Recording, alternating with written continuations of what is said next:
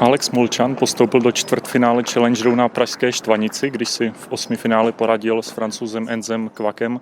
Tak Alex, moc gratuluju k výhře a jak hodnotíte ten dnešní zápas? Tak ďakujem pekne.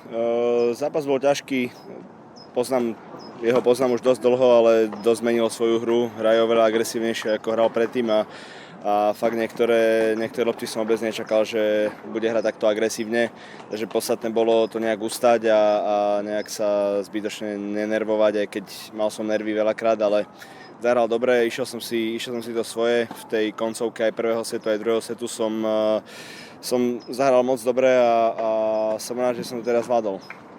Co vás ještě těší, teda kromě faktu, že jste zvládl ty náročné koncovky, řekněme po herní stránce? Tak konečne sa začínam cítiť na tom kurte lepšie v porovnaní s minulými mesiacmi.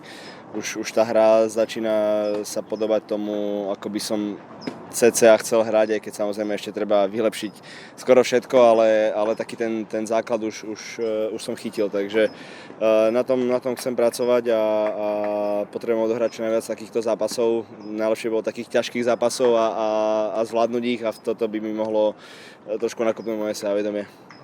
Když se člověk podívá do vašich úspěchů nebo do vašich statistik, tak vidí dost úspěchů na turnajích v České republice, tak jak se vám hraje u sousedů? Tak Česko je v podstate jak Slovensko skoro, takže všetky turnaje v Česku sú pre mňa fajn.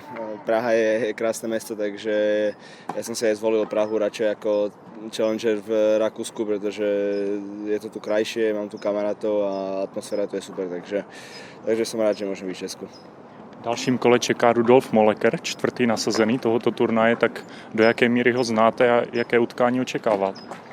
Ja som s ním hral minulý rok, tuším, že to bol posledný zápas v sezóne a on je taký strelec, má vynikajúci servis, snaží sa hrať veľmi rýchlo, takže bude to ťažký zápas a musíme sa na neho dobre pripraviť a budem bojovať tam do toho všetko a budem sa snažiť o víťazstvo.